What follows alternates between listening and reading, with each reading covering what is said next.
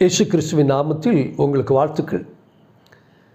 பரிசுத்தாவின் அபிஷேகத்தை பெறுவதை குறித்தும் பரிசுத்தாவின் அபிஷேகத்தை பெறுவதை தடை பண்ணுகிற தவறான உபதேசங்களை குறித்தும் நான் போதிக்க விரும்புகிறேன். இந்த உலகத்தில் கடந்த 2000 வருடங்களாக கோடிக்கணக்கான கிறிஸ்தவர்கள் இருந்திருக்கிறார்கள். இன்றும் உலக மக்கள் தொகையில் மிகப்பெரிய மதமாக மார்க்கமாக இந்த கிறிஸ்தவம் இருக்கிறது. இந்த உலகத்தில் இருக்கிற கிறிஸ்தவர்களில் 2 தரப்பட்ட ஜனங்கள் இருக்கிறார்கள். ஒன்று, பரிசுத்தாவின் அபிஷேகத்தை பெற்றவர்கள், பரிசுத்தாவின் அபிஷேகத்தை பெற்று பரிசுத்தாவின் வரங்கள் மூலமாக தேவனுக்கு ஊழியம் செய்கிறவர்கள். பரிசுத்தாவின் அபிஷேகத்தை பெறாதவர்கள் அல்லது பரிசுத்தாவின் அபிஷேகத்தை பெறுவதை குறித்தான காரியங்களை அறியாதவர்கள். இப்படி 2 விதமான ஜனங்கள் இருக்கிறார்கள். இந்த காலத்தில் பரிசுத்தாவின் அபிஷேகத்தை எல்லா ஜனங்களும் பெறுகிறார்கள் உலகத்தில். ஆனாலும் பரிசுத்தாவின் அபிஷேகத்தை குறித்தும் அந்நிய பாஷை குறித்தும் வரங்களை குறித்தும் தாறுமாறான போதனைகள் தாராளம் பேர் செய்து கொண்டிருக்கிறார்கள். இவர்கள் வேதத்தை முறைப்படி கல்லாதது மட்டுமல்ல, இந்த பரிசுத்தாவின் அபிஷேகத்தை பெறாமல் இருக்கிற ஜனங்களுக்கு என்ன பிரச்சனை? இவருடைய சபைகளும் ஸ்தாபனங்களும் எந்த நூற்றாண்டில் உருவாக்கப்பட்டதோ அதை உருவாக்கினவர்கள் பரிசுத்தாவியை பெறாதவர்களாக, பரிசுத்தாவின் அபிஷேகத்தை வரங்களை குறித்து எந்த அறிவும் இல்லாதவர்களாக இந்த ஸ்தாபனங்களை சபைகளை உருவாக்கினபடினால் இவருடைய உபதேசத்துக்குட்பட்ட சபைகளில் இருக்கிற ஜனங்கள் பரிசுத்தாவியை பெறாமல் போய்விட்டார்கள். இப்படி நூற்றுக்கணக்கான கோடி ஜனங்கள் கடந்த 2000 வருடங்களில் பரிசுத்தாவின் அபிஷேகத்தை பெறாமல், அதனுடைய வரங்களை பெறாமல் அவர்கள் கடந்து போய்விட்டார்கள். இந்த பரிசுத்தாவின் அபிஷேகத்தை நாம் ஏன் பெற வேண்டும்? பழைய ஏற்பாட்டு பரிசுத்தாவின் அபிஷேகத்திற்கும் புதிய ஏற்பாட்டு பரிசுத்தாவின் அபிஷேகத்திற்கும் என்ன வித்தியாசம் என்கிற காரியங்களை நீங்கள் புரிந்து கொள்ள வேண்டும். தேவன் ஆதியில் வானத்தையும் பூமியின் சிருஷ்டத்தின் நாளிலிருந்து பரிசுத்த ஆவியானவர் தேவனோடு கிரியை செய்து கொண்டிருக்கிறார். பழைய ஏற்பாட்டின் காலத்தில் ஆதியாகமத்தின் முதல் அதிகாரம் உற்பத்தி முதல் கடைசி வரையிலும் இந்த பரிசுத்த ஆவியானவர் தேவனோடு இணைந்து தேவனுடைய ராஜ்யத்தின் கிரியைகளை செய்து வருகிறார். தேவன் இந்த பரிசுத்த ஆவியை எல்லாருக்கும் கொடாமல் தீர்க்கதரிசிகள், ராஜாக்கள், ஆசாரியர்கள், நியாயாதிபதிகள் போன்ற தேவனுடைய ராஜ்யத்தினுடைய அல்லது தேவனுடைய ஜனங்களுடைய காரியங்களை செய்கிற முக்கியமான நபர்கள் மேல் இந்த பரிசுத்த ஆவியை ஊற்றினார் என்று பார்க்கிறோம். குறிப்பாக மோசேயின் காலத்தில் ஆசரிப்பு கூடாரத்தை ஒன்று பண்ணும்படி தேவன் கிரியை செய்யும் பொழுது ஆசரிப்பு கூடாரத்தை செய்யும்படியான வேலையாட்கள் மேலே அவர் பரிசுத்த ஆவியை ஊற்றினார், தேவனுடைய ஆவியால் நிரப்பினார். அவர்களுக்கு தேவனுடைய ஞானம் கொடுக்கப்பட்டது. தேவன் விரும்புகிற வண்ணமாக அதை செய்யும்படிக்கு தேவன் பரிசுத்த ஆவியை கொடுத்தார். இப்படியாக பரிசுத்த ஆவியானவர் பழைய ஏற்பாட்டின் காலத்தில் ஊற்றப்பட்டு கொண்டுதான் இருந்தார் பல்லாயிரம் வருடங்களாக. ஆனால் இந்த பழைய ஏற்பாட்டின் காலத்தில் யாராவது தேவனிடத்தில், ஆண்டவரே இந்த பரிசுத்த ஆவியினுடைய அபிஷேகம் நிரப்புதல் எனக்கு வேண்டும் என்று கேட்டால் தேவன் அதை கொடுக்க மாட்டார். யாரும் அப்படி கேட்டு பெற்றுக்கொள்வதில்லை, பெற்றுக்கொண்டதில்லை. ஏனென்றால் அது தேவனே அவர்களுக்கு கொடுக்கிறார். புதிய ஏற்பாட்டின் காலம் வரும்பொழுது தேவன் இதில் ஒரு பெரிய மாற்றத்தை கொண்டு வருகிறார். புதிய ஏற்பாட்டின் காலத்துக்கு ஏறக்குறைய 700-800 வருடங்களுக்கு முன்பதாகவே தேவன் யோவேல் தீர்க்கதரிசினால் பேசும் பொழுது கடைசி நாட்களில் இதோ மாம்சமான யாவர் மேலும் என் ஆவியை ஊற்றுவேன் என்று சொன்னார். மாம்சமான யாவர் மேலும் என் ஆவியை ஊற்றுவேன். ஆனால் இது சொல்லப்பட்ட காலத்தில் தேவன் அப்படி எல்லார் மேலும் ஆவியை ஊற்றவில்லை. கடைசி நாட்கள் என்று சொல்லப்பட்டிருக்கிறது. அது இயேசு கிறிஸ்துவனுடைய காலங்கள் அல்லது இயேசு கிறிஸ்துவின் காலங்களுக்கு பிற்படுத்தப்பட்ட காலங்களைத்தான் இது குறிக்கிறது. இந்த பழைய ஏற்பாட்டின் காலத்திலும் தேவன் யாரை விசேஷமாய் அபிஷேகம் பண்ண விரும்பினாரோ அவர்களை அபிஷேகம் பண்ணினார். குறிப்பாக இயேசுவினுடைய பிறப்பின் காலத்தில் லூக்கா 1ஆம் அதிகாரத்தை நான் வாசிக்கும் பொழுது எலிசபெத் பரிசுத்த ஆவியினாலே நிரப்பப்பட்டு தீர்க்கதரிசனம் பேசினார் என்று லூக்கா 1:41 சொல்லப்பட்டிருக்கிறது. அதே போல யோவான் ஸ்நாபகனுடைய தகப்பனாகிய சகரியா பரிசுத்த ஆவியினாலே நிரப்பப்பட்டு தீர்க்கதரிசனமாக பேசினார் என்று லூக்கா 1ஆம் அதிகாரம் 67ஆம் வசனத்தில் சொல்லப்பட்டிருக்கிறது. இயேசு கிறிஸ்துவின் காலத்தில் சிமியோன் என்று சொல்லுகிற ஒரு மனுஷன் தேவாலயத்தில் இஸ்ரவேலின் ஆறுதல் வர காத்திருந்தார், இயேசுவை காணும்படி காத்திருந்தார், அவர் மேல் பரிசுத்த ஆவியானவர் இருந்தார் என்று லூக்கா 2:25 சொல்லப்பட்டிருக்கிறது. இப்படியாக இவர்கள் எல்லாரும் பரிசுத்த ஆவியால் நிரப்பப்பட்டு தீர்க்க தரிசனங்களை பேசினார்கள், தேவனுடைய சித்தத்தை செய்தார்கள். இப்படிப்பட்ட காலத்தில் இயேசு கிறிஸ்து வருகிறார். இயேசு கிறிஸ்து பரிசுத்த ஆவி கன்னிமரியாளின் மேல் வந்து அவள் கர்ப்பம் தரித்து ஒரு குமாரனை பெற்ற அந்த குமாரன் தான் இயேசு கிறிஸ்து. இப்போ இயேசு கிறிஸ்து உருவானதே பரிசுத்த ஆவியினால் தான். இயேசு கிறிஸ்து தாயின் கர்ப்பத்தில் இருக்கும் பொழுதே பரிசுத்த ஆவியால் நிரப்பப்பட்டவராக இருக்கிறார். ஆனால் இந்த இயேசு கிறிஸ்து வளர்ந்து அவர் ஞானஸ்நானம் பெறும் பொழுது லூக்கா சுவிசேஷம் 3:22 பார்க்கும் பொழுது பரிசுத்த ஆவியானவர் ரூபம் கொண்டு புறாவை போல் அவர் மேல் இறங்கினார் என்று பார்க்கிறோம். அப்போ இயேசு கிறிஸ்துவின் மேல் பரிசுத்த ஆவியானவர் இறங்கினார். அதற்கு பிற்பாடு நாம் அப்போஸ்தலர் 10:38 பார்க்கும் பொழுது நசரேயனாகிய இயேசுவை தேவன் பரிசுத்த ஆவியினாலும் வல்லமையினாலும் அபிஷேகம் பண்ணினார். தேவன் அவருடனே கூட இருந்தபடியினாலே அவர் நன்மை செய்கிறவராயும் பிசாசின் வல்லமையில் அகப்பட்ட யாவரையும் குணமாக்கிறவராயும் சுற்றித் திரிந்தார் என்று எழுதப்பட்டிருக்கிறது. இப்பொழுது இயேசு கிறிஸ்துவின் மேல் தேவன் பரிசுத்த ஆவியினுடைய அபிஷேகத்தையும் வல்லமையும் ஊற்றுகிறார். ஆனபடினால் இயேசு கிறிஸ்து பரிசுத்த ஆவியில் நிறைந்தவராக பிசாசின் வல்லமையில் அகப்பட்ட யாவரையும் குணமாக்கிறவராகவும் விடுவிக்கிறவராகவும் சுற்றித் திரிந்தார் என்று பார்க்கிறோம்.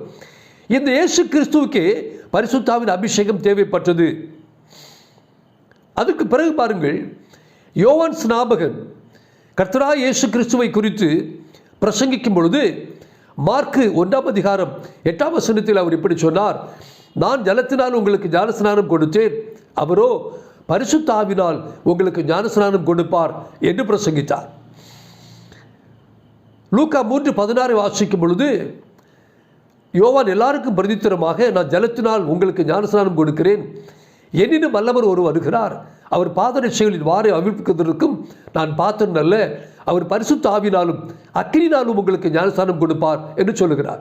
பரிசுத்த ஆவியினாலும் அக்கினியினாலும் உங்களுக்கு ஞானஸ்நானம் கொடுப்பார். பாருங்கள், பைபிளில் ஞானஸ்நானம் என்கிற வார்த்தை 2 காரியங்களுக்கு தான் பயன்படுத்தப்பட்டிருக்கிறது. ஒன்று, ஜலத்தினால் ஞானஸ்நானம்.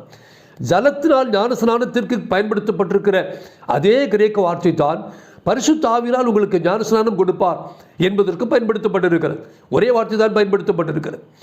ஜல ஞானஸ்நானத்தை குறித்து சொல்லும் பொழுது கிறிஸ்தவர்களுக்கு தெரியும், தண்ணீரில் மூழ்கி பெறுகிறது தான் ஜல ஞானஸ்நானம். ஆனால் பரிசுத்த ஆவியின் ஞானஸ்நானம் என்று வரும்பொழுது திரளான சபைகள் அதை அப்படியே விட்டுவிடுகிறார்கள். இயேசு பூமியில் இருந்த நாட்களில் யோவான் 3:3-5 வாசிக்கும் பொழுது, ஒருவன் மறுபடியும் பிறவாவிட்டால் தேவனுடைய ராஜ்யத்தை காண மாட்டான், ஒருவன் ஜலத்தினாலும் ஆவினாலும் பிறவாவிட்டால் தேவனுடைய ராஜ்யத்துக்குள் பிரவேசிக்க மாட்டான் என்று சொன்னார். மறுபடியும் பிறப்பது என்றால் கர்த்தராகிய இயேசு கிறிஸ்துவை விசுவாசித்து ஏற்றுக்கொண்டு ஒருவன் மறுபடியும் பிறக்கிறார். ஜலத்தினால் ஞானஸ்நானம் என்றால் எல்லாருக்கும் தெரியும், தண்ணீரில் மூழ்கி ஞானஸ்நானம் பெறுவது எல்லாருக்கும் தெரியும். ஆனால் ஆவினால் மறுபடியும் பிறப்பதை அப்படியே விட்டு விடுகிறார்கள் திரளான சபையார். இந்த போதனைகள் பெந்தெகோஸ்து சபைகளில் முறைப்படி போதிக்கப்படுகிறது. எப்படி ஜலஸ்நானம் இருக்கிறதோ அதே போல பரிசுத்தாவின் ஞானஸ்நானம் இருக்கிறது என்பதை போதிக்கிறபடியால் திரளான ஜனங்கள் பெந்தெகோஸ்து சபைகளில் அல்லது ஆவிக்குரிய சபைகளில் இந்த பரிசுத்தாவின் அபிஷேகத்தை எளிதாக அவர் பெற்றுவிடுகிறார்கள். ஆனால் அநேக சபைகளில் ஸ்தாபனங்களில் இப்படிப்பட்ட உபதேசங்கள் இல்லாதபடியினால் அவர்கள் இந்த பரிசுத்தாவின் அபிஷேகத்தை பெறாமல் போய்விடுகிறார்கள். இப்போ யோவான் ஸ்நாபகனுடைய போதனைகள் எல்லாம், எனக்கு பின்னால் ஒருவர் வருகிறார், அவர் பரிசுத்த ஆவியினாலும் அக்கினியினாலும் ஞானஸ்நானம் கொடுப்பார் என்று சொல்லியிருந்தார். இந்த ஞானஸ்நானத்திற்காகத்தான் உலகம் காத்திருந்தது. இரண்டாவது, லூக்கா 11:13 வாசிக்கும் பொழுது இயேசு இப்படி சொன்னார், பொல்லாதவர்களாகிய நீங்கள் உங்கள் பிள்ளைகளுக்கு நல்ல ஈவை கொடுக்க அறிந்திருக்கும் பொழுது உங்கள் பரமபிதா தம்மிடத்தில் வேண்டிக் கொள்கிறவர்களுக்கு பரிசுத்த ஆவியை கொடுப்பது அதிக நிச்சயம் அல்லவா என்று சொன்னார். இப்போ புதிய ஏற்பாட்டின் காலத்தில் மட்டும்தான் பரிசுத்த ஆவியை தேவனிடத்தில் வேண்டிக் கொள்கிற ஒரு அனுபவம் இருக்கிறது. அந்த வேண்டிக் கொள்கிறவர்களுக்கு பரிசுத்த ஆவியை கொடுப்பது அதிக நிச்சயம் அல்லவா என்று சொன்னார். அப்படியானால் பரிசுத்த ஆவியை ஒருவன் தேவனிடத்தில் கேட்கிறான், அவன் பெற்றுக்கொண்டேன் என்பதை அவன் அறியும்படியான காரியங்கள் கண்டிப்பாக இருக்க வேண்டும். இவைகள் பைபிளிலே மிக தெளிவாக இருக்கிறது. குறிப்பாக நாம் யோவான் 7ஆம் அதிகாரம் 38-39 வசனங்களை வாசிக்கும் பொழுது இயேசு இப்படி சொன்னார், என்னிடத்தில் விசுவாசமாக இருக்கிறவன் எவனோ அவன் உள்ளத்தில் இருந்து ஜீவ தண்ணீர் உள்ள நதிகள் ஓடும் என்றார். இயேசுவிடத்தில் யார் விசுவாசமாக இருக்கிறார்களோ அவர் உள்ளத்தில் இருந்து ஜீவ தண்ணீர் உள்ள நதிகள் ஓடும் என்று சொன்னார். அடுத்த வசனம் சொல்லுகிறது, தம்மை விசுவாசிக்கிறவர்கள் அடைய போகிற, ஆங்கிலத்தில் பெற்றுக்கொள்ளப் போகிற, ரிசீவ், தன்னை விசுவாசிக்கிறவர்கள் அடைய போகிற ஆவி குறித்து இப்படி சொன்னார். இயேசு இன்னும் மகிமைப்படாதிருந்தபடியினால் பரிசுத்த ஆவி இன்னும் அருளப்படவில்லை என்று எழுதப்பட்டிருக்கிறது. இப்போ இயேசு கிறிஸ்து இந்த உலகத்தில் பாடுபட்டு மரித்து அடக்கம் பண்ணப்பட்டு உயிர்த்தெழுந்து அவர் பரத்திற்கு சென்று மகிமைப்பட்ட பின்புதான் இந்த பரிசுத்தாவின் அபிஷேகம் அனுப்பப்படுகிறது. அப்படியானால் பழைய ஏற்பாட்டின் காலத்திற்கும் புதிய ஏற்பாட்டின் காலத்திற்கும் ஒரு பெரிய வித்தியாசம் இருக்கிறது. இந்த பரிசுத்தாவின் ஒரே நபராக இருந்தாலும் புதிய ஏற்பாட்டின் காலத்தில் பரிசுத்தாவினுடைய அபிஷேகம் அல்லது ஞான ஸ்நானம் அல்லது அக்கினி என்று சொல்வது அதே பரிசுத்தாவியானவர் கர்த்தராகிய இயேசு கிறிஸ்துவினுடைய வாழ்க்கை, பாடு, மரணம், உயிர்த்தெழுதல் இவைகளையும் அதோடு இணைத்து இவைகளையும் உடையவராக பிதாவின் சமூகத்திலிருந்து இறங்கி வருகிறார். இது ஒரு விசேஷமான அனுபவமாக வேதத்தில் சொல்லப்பட்டிருக்கிறது. இதை எல்லாரும் பெரும்படிக்கு தான் இது சொல்லப்பட்டிருக்கிறது. பரிசுத்த ஆவினாலும் அக்கினினாலும் இயேசு ஞான ஸ்நானம் கொடுப்பார் என்று சொல்லப்பட்டிருக்கிறது.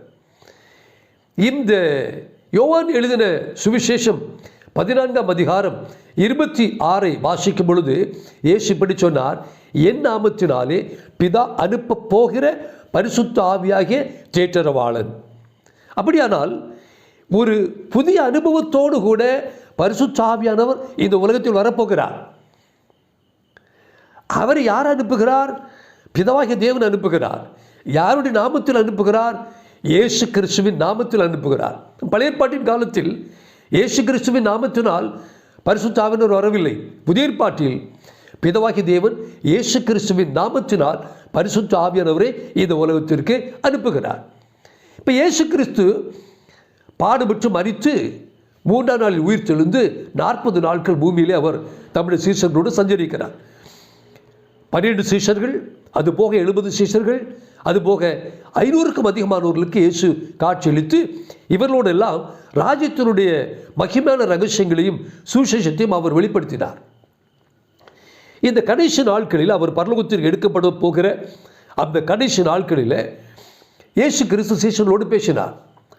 அப்போஸ்தலர் நடபடிகள் அதனுடைய 1ஆம் அதிகாரம் 4ஆம் வசனம் வாசிக்கும் பொழுது, அன்றியும் அவர் அவர்களுடனே கூடி வந்திருக்கும் போது அவர்களை நோக்கி, யோவான் ஜலத்தினாலே ஞானஸ்நானம் கொடுத்தான், நீங்கள் சில நாளுக்குள்ளே பரிசுத்த ஆவினாலே ஞானஸ்நானம் பெறுவீர்கள் என்று சொன்னார். பாருங்கள், யோவான் சொன்னதை மறுபடியும் இயேசு கன்ஃபார்ம் பண்ணுகிறார். யோவான் ஜலத்தினால் ஞானஸ்நானம் கொடுத்தார், சில நாளுக்குள்ளே நீங்கள் பரிசுத்த ஆவினால் ஞானஸ்நானம் பெறுவீர்கள் என்று இயேசு தம்முடைய சீஷர்களை பார்த்து சொன்னார். அப்போஸ்தலர் 1ஆம் அதிகாரம் 8ஆம் வசனத்தை வாசிக்கும் பொழுது இயேசு இப்படி சொன்னார், பரிசுத்த ஆவி உங்களிடத்தில் வரும்பொழுது நீங்கள் பலனடைந்து எருசலேமிலும் யூதியாவிலும் சமாரியாவிலும் பூமியின் கடைசி பரியந்தம் எனக்கு சாட்சிகளாக இருப்பீர்கள் என்றார். இப்போ இந்த சீஷர்கள் பெறப்போகிற ஒரு அனுபவத்தை குறித்து இயேசு கிறிஸ்து தெளிவாக அவர்களுக்கு சொல்லி, நீங்கள் இந்த பரிசுத்த ஆவியின் இந்த உன்னதத்தில் இருந்து வரும் பலனால் தரிப்பிக்கப்படும் வரையிலும் எருசலேமில் காத்திருங்கள் என்று சொன்னார். இந்த சீஷர்கள் இயேசு கிறிஸ்து பரத்திற்கு எடுக்கப்பட்ட பின்பு எல்லாரும் போய் பரிசுத்த ஆவியின் அபிஷேகத்துக்காக காத்திருந்தார்கள், ஜெபத்திலும் வேண்டுதலிலும் தரித்திருந்தார்கள் என்று நாம் அப்போஸ்தலர் 1ஆம் அதிகாரத்திலே பார்க்கிறோம். இப்படி இவர்கள் தரித்திருக்கும் பொழுது ஏறக்குறைய 10 நாட்கள் என்று வைத்துக்கொள்வோம். இயேசு கிறிஸ்து 40வது நாள் பரத்திற்கு எடுக்கப்படுகிறார். 50வது நாள் பெந்தெக்கோஸ்தே நாள் வருகிறது. அன்று பரிசுத்த அபிஷேகம் ஊற்றப்படுகிறது. ஏறக்குறைய 10 நாட்கள் இவர்கள் தேவனுடைய சமூகத்திலே காத்திருக்கிறார்கள். அப்படி காத்திருக்கும் பொழுது அப்போஸ்தலர் 2ஆம் அதிகாரம் 1 முதல் 4 வசனங்களை வாசிக்கும் பொழுது, பெந்தெக்கோஸ்தே என்னும் நாள் வந்தபோது அவர்கள் எல்லாரும் ஒருமனப்பட்டு ஓரிடத்தில் வந்திருந்தார்கள்.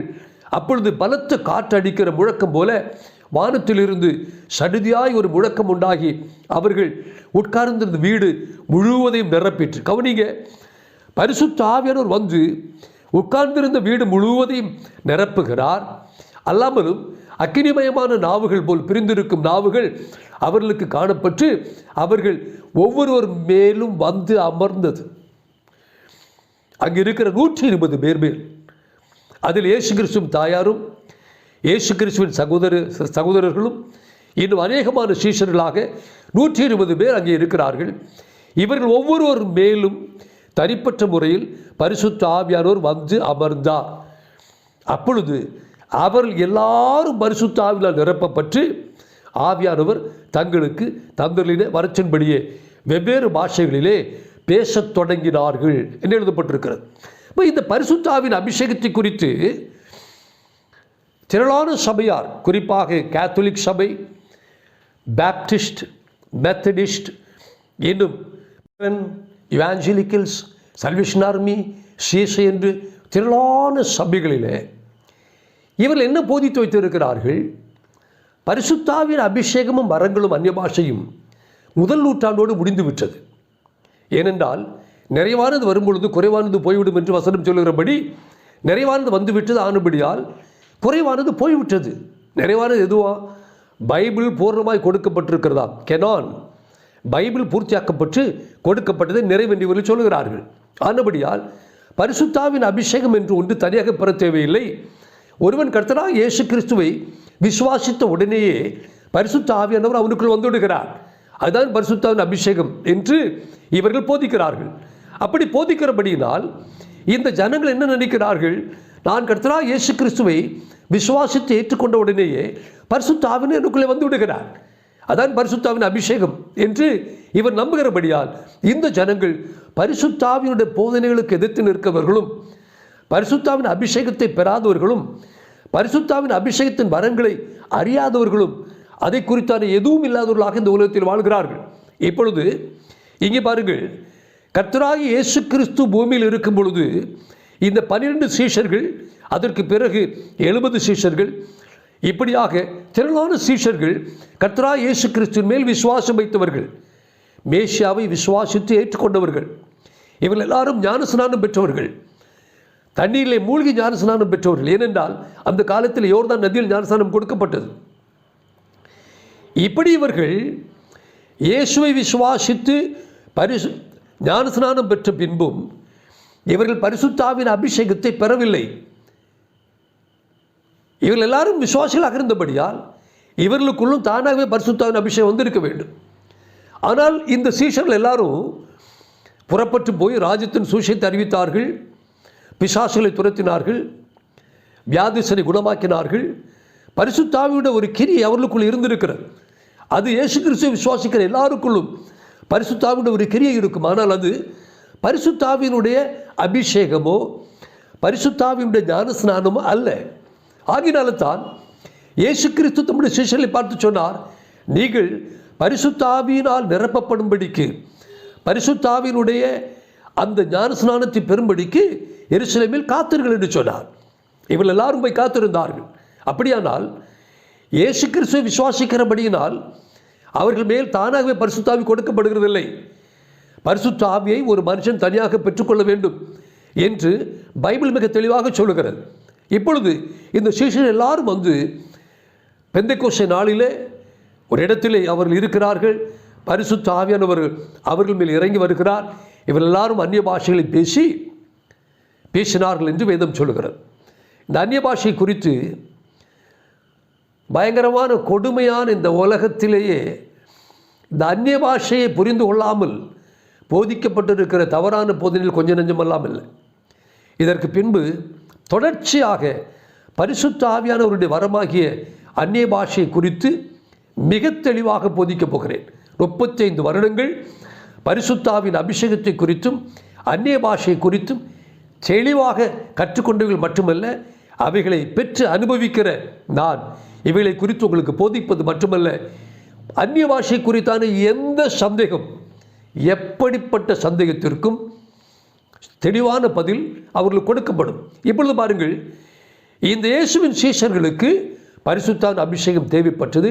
அவர்கள் பரிசுத்தாவின் அபிஷேகத்தை பெற்றார்கள். இப்பொழுது பரிசுத்தாவின் அபிஷேகத்தை பெற்றார்கள் என்று எப்படி தெரியும்? இங்கே அப்போஸ்தலர் நடபடிகள் அதனுடைய 2ஆம் அதிகாரம் 33ஆம் வசனத்தை வாசிக்கும் பொழுது அங்கே எழுதப்பட்டிருக்கிறது, அவர் தேவனுடைய வலது கரத்தினாலே உயர்த்தப்பட்டு பிதா அருளிய வாக்குத்தத்தத்தின்படி பரிசுத்த ஆவியை பெற்று நீங்கள் இப்பொழுது காண்கிறதும் கேட்கிறதுமான இதை பொழிந்தருளினார் என்று எழுதப்பட்டிருக்கிறது. ஆங்கிலத்தில் which you now see and hear.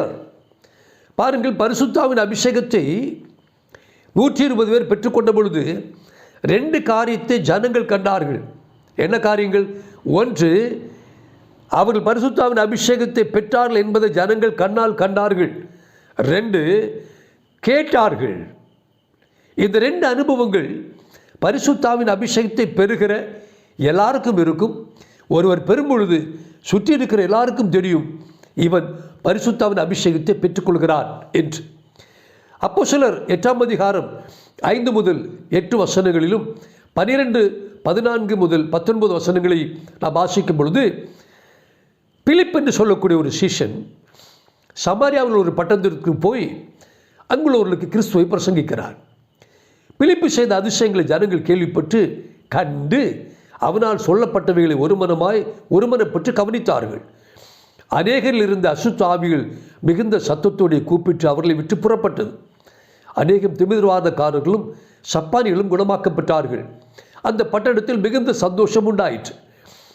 தேவனுடைய ராஜ்யத்துக்கும் இயேசு கிறிஸ்துவுடைய நாமத்திற்கும் ஏற்றவைகளை குறித்து பிலிப்பு பிரசங்கித்ததை அவர்கள் விசுவாசித்த போது புருஷரும் ஸ்திரீகளும் ஞானஸ்நானம் பெற்றார்கள்.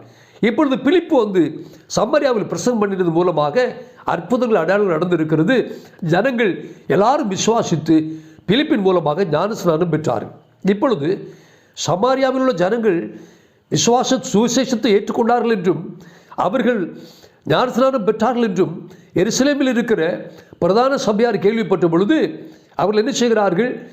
சமாரியர் தேவவசனத்தை ஏற்றுக்கொண்டதை எருசலேமில் உள்ள அப்போஸ்தலர்கள் கேள்விப்பட்டு பேதுருவையும் யோவானையும் அவரிடத்திற்கு அனுப்பினார்கள். எதற்கு?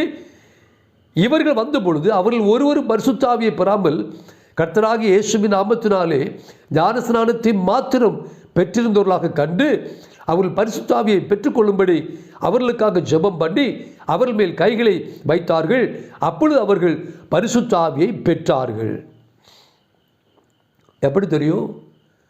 ஒருவர் பரிசுத்த ஆவியை பெற்றால் காண்கிறதும் கேட்கிறதுமான 2 அனுபவங்கள் இருக்கும். நாங்கள் இயேசு விசுவாசித்த பொழுது பரிசுத்த ஆவியின் அபிஷேகத்தை நாங்கள் பெற்றுக்கொண்டோம் என்று சொல்லுகிற எல்லா ஊழியர்கள், பொதுவாக அத்தனை கமெண்டரிகளையும் பேப்டிஸ்டுக்காரர்களும் மெத்தடிஸ்டுக்காரர்களும் எழுதியிருக்கிறார்கள். இந்த பெரிய பெரிய ஸ்காலர்ஸ் எல்லாம் இந்த இடத்தை வரும்பொழுது அப்படியே காணாமல் போய்விடுகிறார்கள்.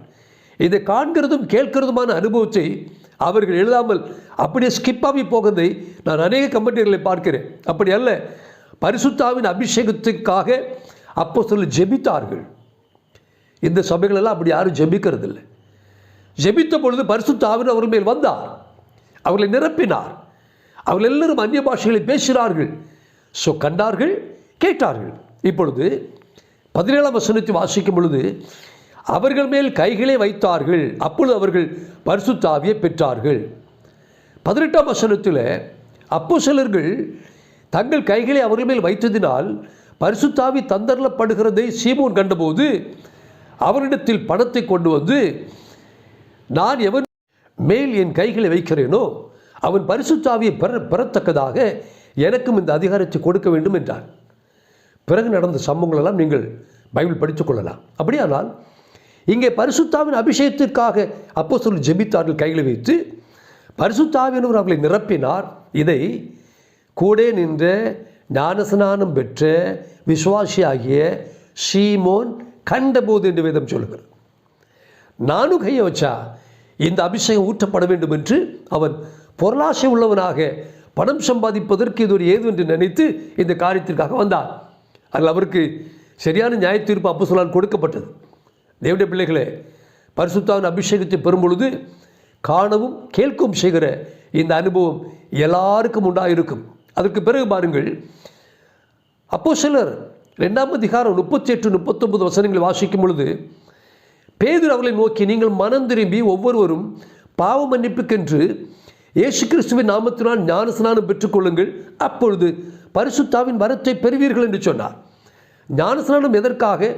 ஞானஸ்நானத்தின் ஒரு நோக்கம் பரிசுத்தாவின் வரத்தை பெறுவதற்காக. ஆகினால் அந்த காலத்தில் ஞானஸ்நானத்தை பெற்ற யாவர் மேலும் பரிசுத்தாவி ஊற்றப்படும்படியாக சீஷர்கள் அப்போஸ்தலர்கள் ஜெபித்தார்கள். அது இன்னைக்கு நிறைய பேர் ஞானஸ்நானம் பெறுகிறாங்க.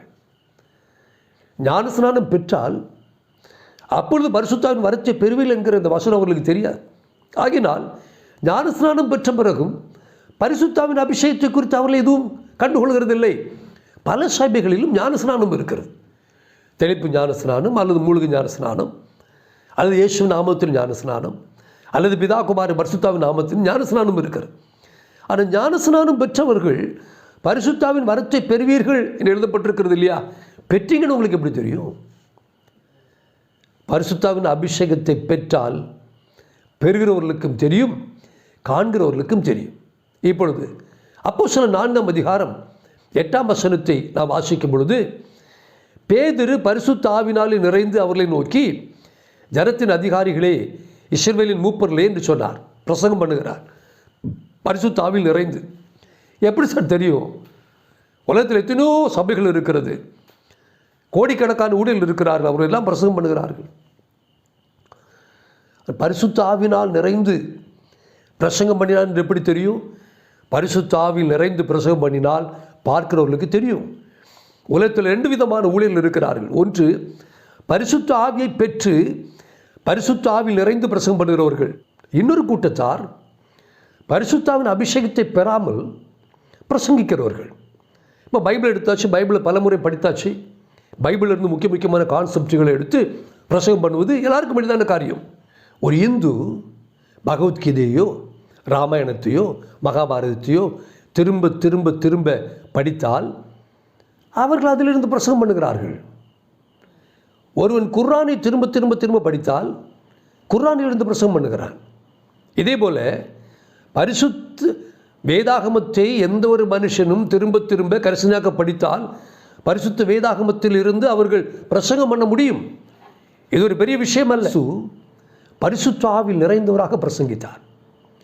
அவருடைய அப்போஸ்தலர்கள் பரிசுத்த ஆவியில் நிறைந்தவராக பிரசங்கம் பண்ணினார்கள். இந்த பரிசுத்த ஆவியில் நிறைந்தவர்களாக பிரசங்கம் பண்ணுவதால் உண்டாகிற விசேஷம் என்ன?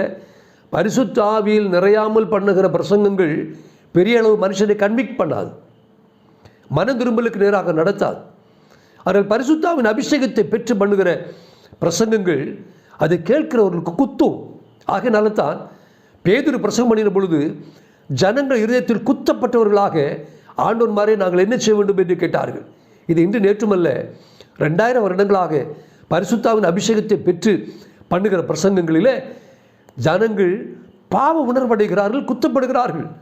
ஆகினால் அவர்கள் மனம் திரும்புகிறார்கள், வித்தியாசமான ஒரு கனியை கொடுக்கிறவர்களாக இருக்கிறார்கள். இங்கே பேதுரு பரிசுத்தாவில் நிறைந்து ஜனத்தின் அதிபதிகளை பார்த்து பேசுகிறார். பரிசுத்தாவில் நிறைந்தால் பிஜேபி என்றோ ஆர்எஸ்எஸ் என்றோ எந்த மதம் என்றோ அவர்கள் பயப்பட மாட்டார்கள். சிங்கத்தை போல கட்சிக்கிற ஒரு பயங்கரமான வல்லமை பரிசுத்தாவியை பெற்றவர்களுக்கும் பரிசுத்தாவில் நிறைந்து பிரசங்கம் பண்ணுவர்களுக்கும் கொடுக்கப்படுகிறதை அவர்கள் உணர்கிறது மட்டுமல்ல, பார்த்து கொண்டு நிற்கிறவர்களும் இவன் இவ்வளவு தைரியமாக பிரசங்கம் பண்ணுகிறான், தன்னுடைய மரணத்தை குறித்தோ தன்னை கொண்டு விடுகிறார்கள் என்பதை குறித்து பயப்படாமல் பிரசங்கம் பண்ணுகிறான் என்பதை அவர்கள் காணும்படிக்கு நேரிடும். இதுதான் அப்போஸ்தலர்கள் பரிசுத்தாவினால் நிறைந்து பிரசங்கம் பண்ணினதை காண்பிக்கிறது. அடுத்தபடியாக பாருங்கள், அப்போஸ்தலர் 4:31 வாசிக்கும் பொழுது, அவர்கள் ஜெபம் பண்ணின போது அவர்கள் கூடியிருந்த இடம் அசைந்தது, அவர்கள் எல்லாரும் பரிசுத்த ஆவினால் நிரப்பப்பட்டு தேவ வசனத்தை தைரியமாய் சொன்னார்கள். இந்த அபிஷேகம் பெற்றவங்க ஜெபிக்கிறாங்க, கூடியிருந்த இடம் அசைந்தது, அவர்கள் பரிசுத்த ஆவினால் நிரப்பப்பட்டு தேவ வசனத்தை தைரியமாய் சொன்னார்கள். என் சிறு வயதிலிருந்தே நான் பார்க்கிறேன், பரிசுத்த ஆவியின் அபிஷேகத்தை பெற்ற ஜனங்கள் ஜெபிக்கும் பொழுது தேவ ஆவியானவர் அவர்களை நிரப்புகிற அனுபவத்தை பார்க்கிறோம், இன்றும் பார்க்கிறோம். அந்த பரிசுத்த ஆவியின் அபிஷேகத்தை பெறாதவர்களுக்குள்ள இந்த தேவ ஆவியால் நிரப்பப்படுகிற ஒரு அனுபவமும் அந்த எமோஷனும் அந்த உணர்வும் ஒருபோதும் வராது. அப்போஸ்தலர் 5:32 வாசிக்கும் பொழுது, இந்த சங்கதிகளை குறித்து நாங்கள் அவர்களுக்கு சாட்சிகளாக இருக்கிறோம், தேவன் தமக்கு கீழ்ப்படுகிறவர்களுக்கு தந்தருளின பரிசுத்த ஆவியும் சாட்சி என்றார்கள். இந்த பரிசுத்த ஆவியை தேவன் தனக்கு யார் கீழ்ப்படுகிறார்களோ அவர்களுக்கு அவர் கொடுக்கிறவராக இருக்கிறார். எல்லா காலங்களிலும் பரிசுத்த ஆவிக்கு கீழ்ப்படுகிறவர்கள், தேவனுக்கு கீழ்ப்படுகிறவர்களுக்கு தேவன் பரிசுத்த ஆவியை கொடுக்கிறார். தேவனுக்கு கீழ்ப்படியாதவர்கள் பரிசுத்தாவின் அபிஷேகத்தை பெற முடியாது. இப்படித்தான் பரிசுத்தாவின் அபிஷேகம் கொடுக்கப்பட்டு அந்த அபிஷேகத்தை பெற்றவர்கள் உலகமெங்கும் போய் அவர்கள் இந்த அபிஷேகத்தை பெரும்படியாக போதித்து அநேகர் மேல் கைகளை வைத்து ஜெபிக்கிறபடியால் இந்த அபிஷேகம் எல்லாருக்குள்ளும் ஊற்றப்படுகிறது.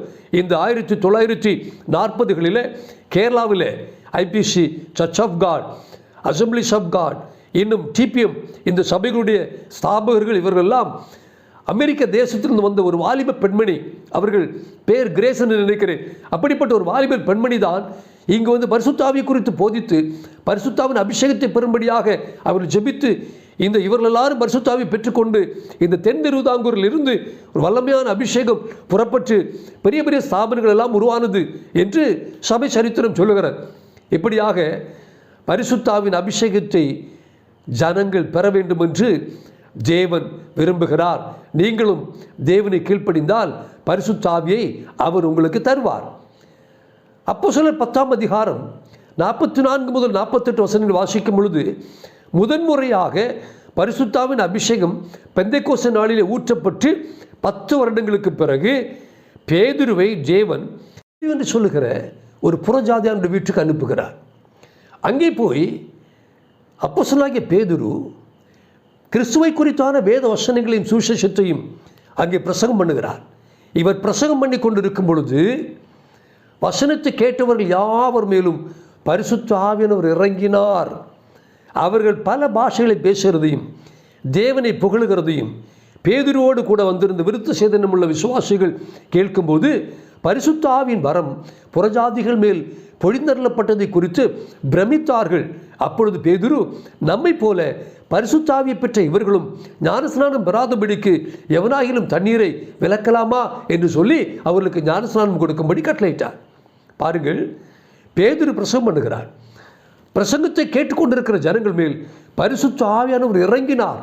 அவர்கள் அந்நிய பாஷைகளை பேசி தேவனை புகழ்ந்தார்கள் என்று எழுதப்பட்டிருக்கிறது. சபையோரே, பரிசுத்தாவின் அபிஷேகத்தை பெறாத சபையோரே, உங்கள் சபைகள் எப்பொழுதாகிலும் உங்கள் ஊழியர் பிரசங்கிக்கும் பொழுது பரிசுத்த ஆவியானவர் இப்படி இறங்கினாரா? அப்படிப்பட்ட அனுபவத்தை நீங்கள் என்றைக்காகிலும் கண்டீர்களா?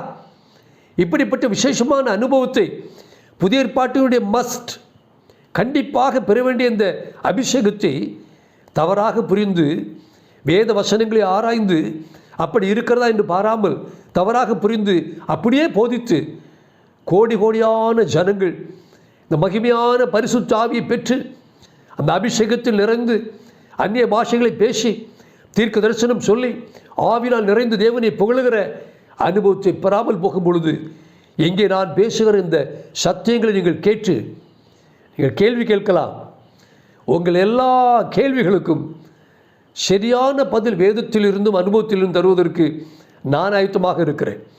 இப்பொழுது பாருங்கள், பேதுரு சொல்லுகிறார், நம்மை போல பெந்தெக்கோஸ்தே நாளிலே பரிசுத்த ஆவியை பெற்றது போல இவர்கள் மேலும் தேவன் பரிசுத்த ஆவியை பொழிந்தருளினார் என்று அவர்கள் ஆச்சரியப்பட்டார்கள் என்று வேதம் சொல்லுகிறது. அப்போஸ்தலர் 11ஆம் அதிகாரம் 15 முதல் 16 வசனங்களை வாசிக்கும் பொழுதும், நான் பேசத் தொடங்கின போது பரிசுத்த ஆவியானவர் ஆதியிலே நம்மேல் இறங்கினது போலவே அவர்கள் மேலும் இறங்கினார். யோவான் ஜலத்தினாலே ஞானஸ்நானம் கொடுத்தான், நீங்களோ பரிசுத்த ஆவினாலே ஞானஸ்நானம் பெறுவீர்கள் என்று கர்த்தர் சொன்ன வார்த்தையை அப்பொழுது நினைவு கூர்ந்தேன் என்று பேதுரு சொல்லுகிறார். யோவான் ஞானஸ்நானம் கொடுக்கும்பொழுது சொன்னார், என்னிலும் வல்லவர் ஒரு வருகிறார், அவர் அக்னினாலும் பரிசுத்த ஆவினாலும் ஞானஸ்நானம் கொடுப்பேன் என்று சொன்னார்.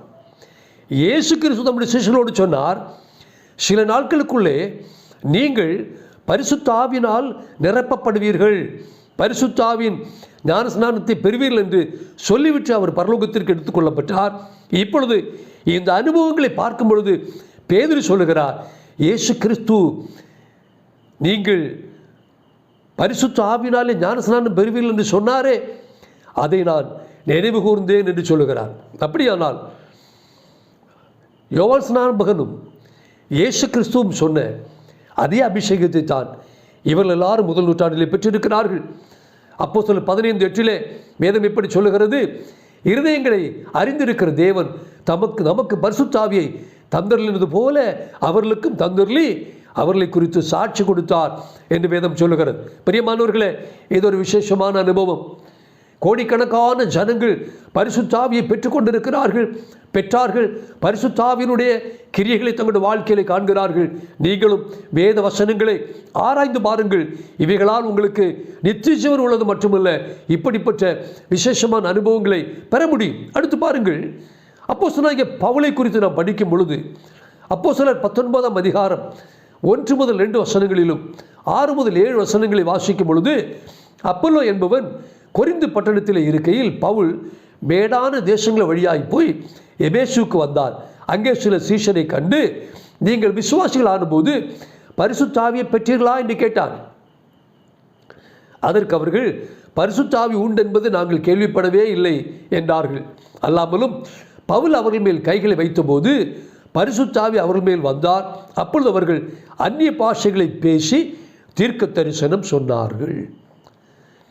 பரிசுத்த ஆவி அவர்கள் மேல் வந்தார். அவர்கள் அந்நிய பாஷைகளை பேசி தீர்க்க தரிசனம் சொன்னார்கள். காணவும் கேட்கவும் செய்கிற இந்த 2 அனுபவங்களை அப்போஸ்தலர் நடபடிகள் முழுவதிலும் நீங்கள் பார்க்க முடியும். அந்த மனுஷன் எல்லாரும் ஏறக்குறைய 12 பேராக இருந்தார்கள் என்று வேதம் சொல்லுகிறது.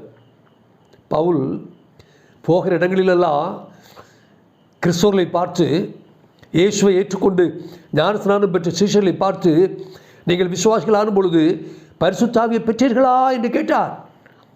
பெறாவிட்டால் அவர்கள் மேல் கைகளை வைத்து பரிசுத்த ஆவி பெரும்படிக்கு ஜெபித்தார். பரிசுத்த ஆவி அவர் மேல் வந்தார். கடந்த 30 வருடங்கள் இந்தியா முழுவதிலும் நான் யாத்திரை செய்து கொண்டிருக்கிறேன். கடந்த 30 வருடங்கள் பல்லாயிரக்கணக்கான ஜனங்களை பரிசுத்தாவின் அபிஷேகம் பெறுவதில் நடத்தியிருக்கிறேன். ஒரு காலகட்டத்தில் குறிப்பாக அசம்பிளிஸ் ஆஃப் காட் சபை, இன்னும் அநேக சபைகளில் பரிசுத்தாவின் அபிஷேகம் கூட்டம் நடத்துவதற்காகவே என்னை கூப்பிடுவார்கள்.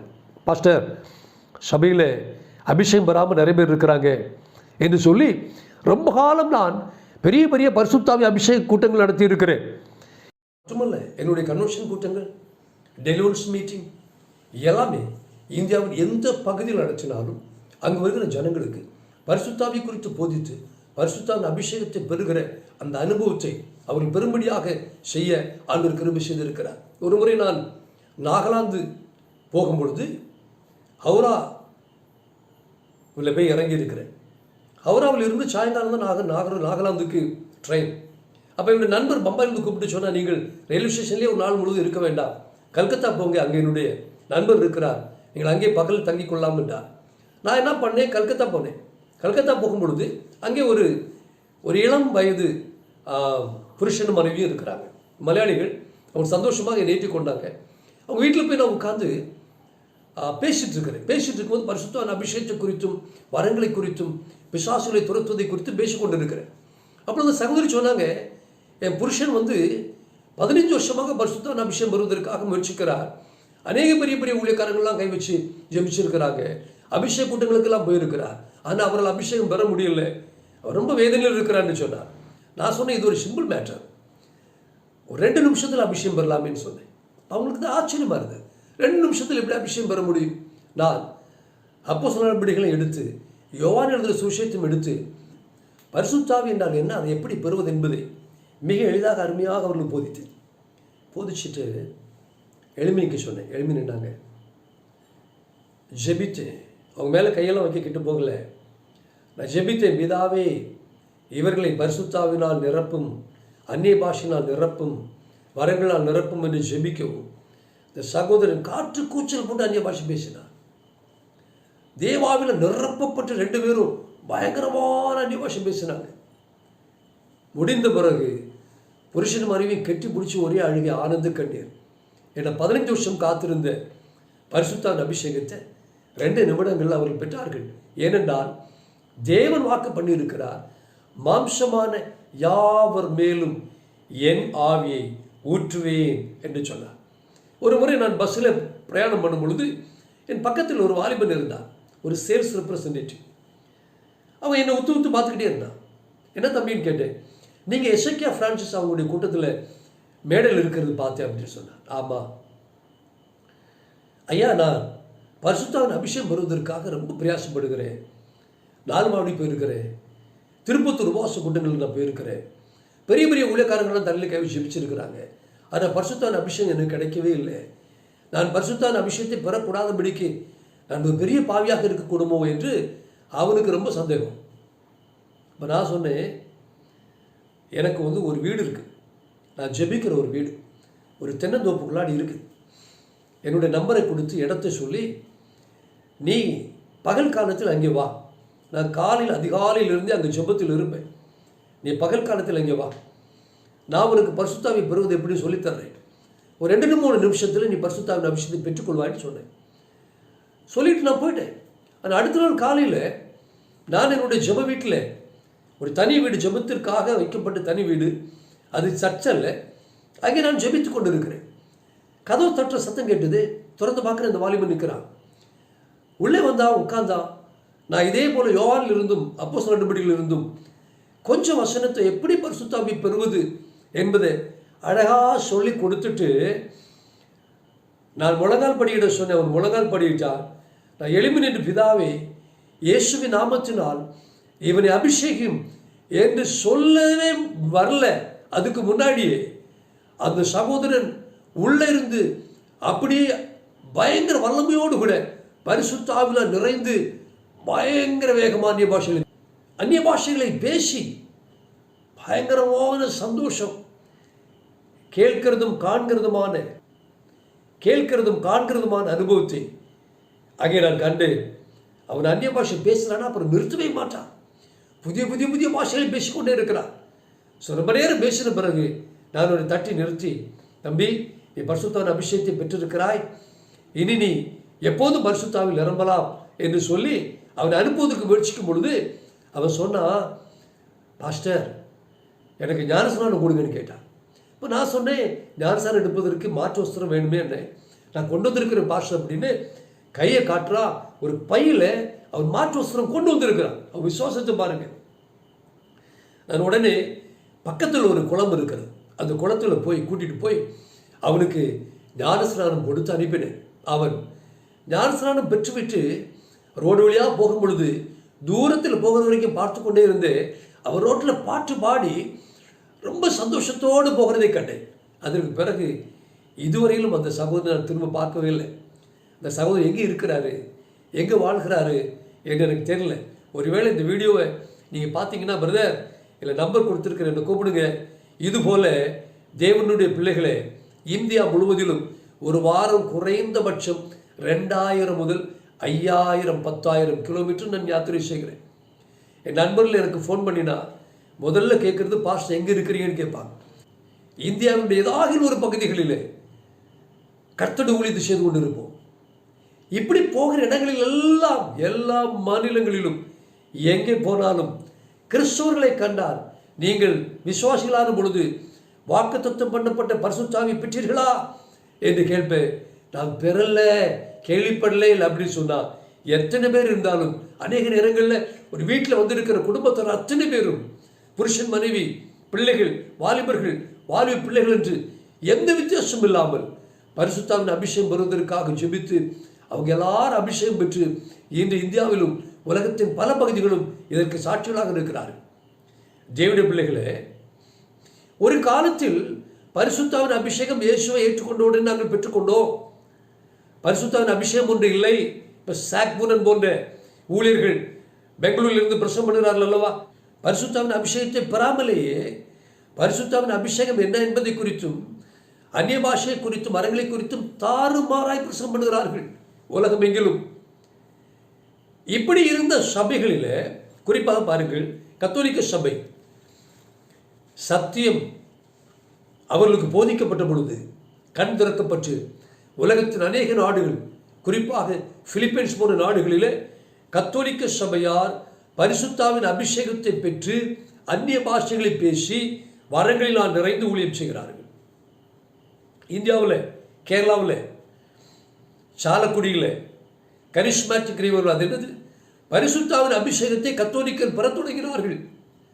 அதற்கு பிறகு திரளான கத்தோலிக்க சபைகளிலே இந்த கரிஸ்மேட்டிக் மூலமாக போய் பரிசுத்தாவின் அபிஷேகத்தை குறித்து போதித்து திரளான ஜனங்கள் பரிசுத்தாவின் அபிஷேகத்தை பெறுகிறார்கள். திருநெல்வேலி மாவட்டத்திலே ஒரு கத்தோலிக்க சபையிலே பரிசுத்தாவின் அபிஷேக கூட்டம் நடத்தி கொண்டிருக்கிறார்கள். நான் இங்கே போய் பார்த்து கொண்டிருந்தேன்.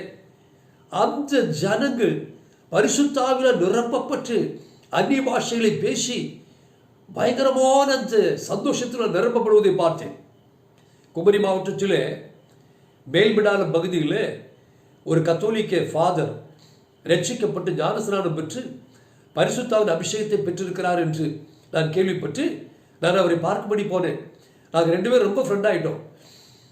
சாயங்காலம் ஆகும் பொழுது அந்த சர்ச்சிலிருந்து புறப்பட்டு அந்த கடற்கரை வழியாக நடந்து ஊருக்கு வெளியே போய் கடற்கரையில் மணலில் 2 பேரும் முழங்கால் படியிட்டு இரவெல்லாம் அந்நிய பாஷைகளை பேசி ஆவிலிருந்து ஜெபித்து இருக்கிறோம். அவர் அவருடைய சபையில் வெள்ளிக்கிழமை உபவாச கூட்டம் நடத்துகிறார். பரிசுத்தாவின் அபிஷேகத்தை ஜனங்கள் பெறுகிறார்கள். இன்னும் எத்தனையோ கத்தோலிக்க சகோதரிகள் பரிசுத்தாவின் அபிஷேகத்தை பெறுகிறார்கள். சிஎஸ்ஐ நாட்டியர்கள் மனைவிகள் பரிசுத்தாவின் அபிஷேகத்தை பெற்று அந்நிய பாஷை பேசி சபை நடத்துகிறார்கள். நான் இருக்கிற இடத்திலேயே சிஎஸ்ஐ சபையிலே அந்நிய பாஷை பேசுகிறதை நான் கேட்டிருக்கிறேன். சல்வேஷன் ஆர்மி சபைகளிலே பரிசுத்தாவி ஊற்றப்படுகிறார். மெத்தடிஸ்ட் சபைகள், பேப்டிஸ்ட் சபைகள், உலகமெங்கிலும் இருக்கிற இவாஞ்சலிக்கல் சபைகளிலே ஜனங்கள் பரிசுத்தாவின் அபிஷேகம் என்று ஒன்று இருக்கிறது, பரிசுத்தாவின் அபிஷேகத்தை பெற வேண்டும் என்று தேவனுடைய கண்களை வசனத்தின் மூலமாக திறந்தபடியினால் இன்று உலகமெங்கிலும் ஒரு காலத்தில் பரிசுத்தாவின் அபிஷேகம் இல்லை என்று சொன்னவர்கள் இன்றைக்கு பரிசுத்தாவின் அபிஷேகத்திற்காக வாசலை திறந்து கொடுத்திருக்கிறார்கள். உலகமெங்கிலும் பரிசுத்தாவின் அபிஷேகத்தை பெற்றுக் கொண்டிருக்கிறார்கள். நான் என்னுடைய மலையாளம் சேனலில் அந்நிய பாஷை குறித்து சீரியலாக நிறைய போதனைகள் போட்டிருக்கிறேன். அதை பார்த்த ஒரு 83 வயதான ஒரு அம்மச்சி, வயதான ஒரு தாயார் கண்ணூர்லேருந்து என்னை கூப்பிட்டார். ஃபோனில் கூப்பிட்டு, பாஸ்டர், நான் உங்களுடைய பரிசுத்தாவியை பெறுவதை குறித்தான வீடியோவை பார்த்து எனக்கு 83 வயதாகிறது. நான் கத்தோலிக்க குடும்பத்தை சேர்ந்தவள். நான் சாகிறதுக்கு முன்னாடி பரிசுத்தாவின் அபிஷேகத்தை எப்படியாயிலும் பெற்றுவிட வேண்டும் என்று துடியாய் துடித்து கொண்டிருக்கிறேன். நான் பரிசுத்தாவின் அபிஷேகத்தை பெறும்படி எனக்காக ஏதாயிலும் செய்வீர்களா என்று கேட்டார். நான் சொன்ன, அபிஷேகம் பயப்படாதீங்க, நான் இப்பொழுது ஜெபிக்கிறேன், நீங்கள் அபிஷேகத்தை பெறுவீங்கன்னு சொன்னேன். அவங்களுக்கு ஆச்சரியம், அப்படியான்னு சொல்லிட்டு, என் புருஷன் வீட்டில் இருக்கிறாரு, அவருக்கு இதெல்லாம் பிடிக்காது, நான் எங்கள் சர்ச்சுக்கு முன்னாடி போய் நிற்கிறேன்னு சொல்லிட்டு அந்த ஃபோனோட கொஞ்சம் தூரம் நடந்து அவங்க கத்தோலிக்க சபைக்கு பின்பகுதியில் நின்றாங்க. நான் அவங்களுக்கு சிம்பிளாக ஃபோனில் பரிசுத்தாவின் அபிஷேகம் என்றால் என்ன, எப்படி பெறுவது என்பதை சொல்லி கொடுத்துட்டு, அபிச்சி இப்போ நான் அவங்களுக்காக ஜெபிக்க போகிறேன்னு சொல்லிட்டு நான் ஜெபிக்க தொடங்கின உடனே அவர்கள் வாயை திறந்து பரிசுத்த ஆவியானவர்களை நிரப்பி வாயை திறந்து புதிய புதிய பாஷைகளை, அந்நிய பாஷைகளை பேசி தேவனை மகிமைப்படுத்தினார்கள். அவங்க ரொம்ப நேரம் அந்நிய பாஷை பேசினாங்க, நிறுத்தவே இல்லை. அது பிறகு நான் அவர்களை நிறுத்தி, அம்மிச்சி, இந்த அபிஷேகம் உங்களுக்கு கொடுக்கப்பட்டிருக்கிறது, இனி நீங்கள் எப்போ கேட்டாலும் பரிசுத்த ஆவியானவர் உங்களை நிரப்பிக்கொண்டே இருப்பார் என்று சொன்னார்.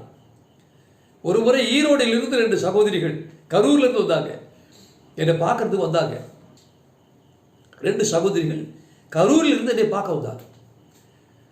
அப்போ அவங்க கேள்விப்பட்டிருக்கிறாங்க, இப்படி பரிசுத்தான அபிஷேகத்தை பெறும்படி இவர் நடத்துகிறார் என்று சொல்லி. அவங்க வந்து என்னுடைய சபைக்கு வந்தாங்க. என்னுடைய ஆராதனை முடிகிற நேரத்தில் வந்து சேர்ந்தாங்க. அவங்களை வீட்டுக்கு கூட்டிகிட்டு வந்தேன். அவளை சொன்ன, சகோதரிகளை சாப்பிடுங்க, ஒரு 5 நிமிஷத்தில் உங்களை அபிஷேகம் பெறும்படி நடத்துகிறேன். அவங்க சொன்னாங்க, இல்லை பாஷா, நாங்கள் இப்போ சாப்பிடல, நாங்கள் அபிஷேகம் பெற்ற பிறகு சாப்பிடுகிறோம். சரி. ஆனால் எனக்கு ரொம்ப பசியாக இருந்தது. ஆராதனை முடித்து ரொம்ப பசியோடு வந்தேன். ஆனாலும் பசியை பார்க்காமல் 2 பேரையும் உட்கார வச்சு அவங்களுக்கு பைபிளை திறந்து பரிசுத்தாவின் அபிஷேகம் என்றால் என்ன, எப்படி பெறுவது என்பதை லெகுவாய் சொல்லிக் கொடுத்துட்டு, எளிமை நின்று, பிதாவே இவர்களை நிரப்பும் பரிசுத்தாவினால் என்று சொல்லவும் அவர்கள் வாயை பரிசுத்தாவில் நிரப்பப்பட்டு வல்லமை வந்து அப்படி அண்டை புரண்ட தண்ணீர் போல வந்து இறங்கி அவர்கள் அந்நிய பாஷைகளை பேசி பயங்கர சந்தோஷத்தோடு தேவனை மகிமைப்படுத்தினார். அதுக்கப்புறம் சாப்பிட்டு போனார். இப்போ அவங்க எங்கே இருக்கிறாங்கன்னு தெரியாது.